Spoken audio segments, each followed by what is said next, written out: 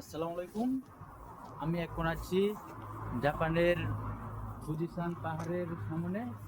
আমার পিছনে যেটা দেখতে পাচ্ছেন সেটা হলো জাপানের ফুজিসান পাহাড়। এই পাহাড়টি প্রায় 4000 মিটার উঁচু। এটি জাপানের মধ্যে একটি বিখ্যাত একটি জায়গা। এখানে দেখতেই পাচ্ছেন আগ্নেয়গিরি দেখা যাচ্ছে পাহাড়ের উপর দিয়ে। আর আমি এখন যে জায়গার মধ্যে আছি এখানে প্রচুর পরিমাণে ঠান্ডা।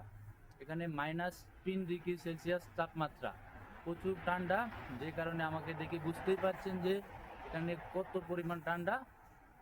আমার পিছনে যেটা দেখতে পাচ্ছেন ওটা হলো পজিশন পাহাড়। আপনারা জাপান আসলে এই পাহাড়ে আসবেন, সবাই চেষ্টা করবেন এই পাহাড়ে ঘুরে দেখার জন্য। এখানের ভিউ অনেক সুন্দর।